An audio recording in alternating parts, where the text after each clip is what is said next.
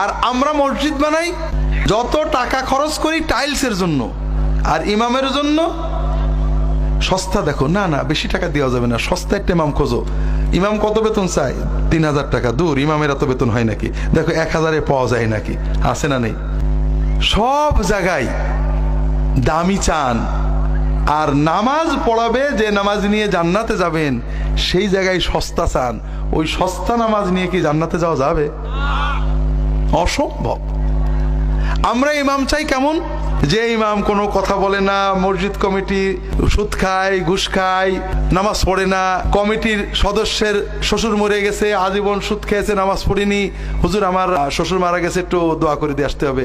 জিজ্ঞেসও করে না আপনার শ্বশুর নামাজ পড়েছে না সুদ করছিল, যে নামাজ পড়ায় দেয়, দোয়া করে একেবারে জান্নাতুল ফেরদাউসে পৌঁছে দেয়। এই রকম একটা ইমাম চাই। কোনো কথাবার্তা বলবে না, সুদের বিরুদ্ধে বলবে না, ঘুষের বিরুদ্ধে বলবে না, মানে দুর্নীতির বিরুদ্ধে বলবে না।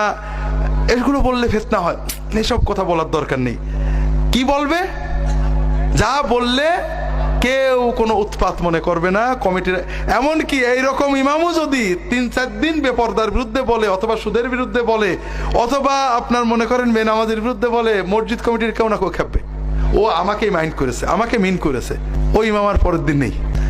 এখন আপনাদের মনে করেন এই ইমামের পিছনে নামাজ পড়ে আল্লাহর কাছে যাই হিসাব দেবেন, সেটা আপনাদের ব্যাপার। তবে আমার একিন থেকে বলছি ভাইরা, আল্লাহর কাছে পার পাওয়া কষ্ট আছে। ইমাম মানে মসজিদের প্রধান। ইমাম মানে কি নেতা না?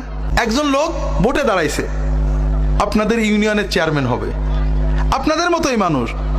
ভাই ভোটটা দিয়েন। ভোটের পরে সে কি হয়? চেয়ারম্যান হয়। তখন তার ওই পদের একটা মর্যাদা থাকে না? তখন তার কথা শোনা লাগে, লাগে না? লাগে না? তো ভাইরা, ইমামের ভুল হতে পারে, আলেমদের কাজ বলতে হবে, হুজুর এইটা কি, আলেমের আলোচনা করবে। ইমামকে চলতে হবে মুসল্লিদের মসলায়। হুজুর মোনাজাতটা জোরে করেন, হুজুর মোনাজাত লম্বা করেন, কিতাবে আছে মোনাজাত লম্বা করতে নেই। অত কথা না, সব ইমাম মোনাজাত লম্বা করে, আপনি করেন করেন হলে যান। হুজুর তারাবিটা 30 মিনিটে পড়াই দিতে হবে। হুজুর নামাজ হোক আর না হোক, আমরা 30 মিনিটে তারাবি চাই। তো ভাইরা, আল্লাহর দিনের সাথে এই প্রতারণা করে ঠকছে কে? আল্লাহ ঠকছেন, ঠিক না? ইমাম সাহেব ঠকছে নাকি? আমরা ঠকে যাচ্ছি। তো যে কথা, নামাজ হচ্ছে না ভাই,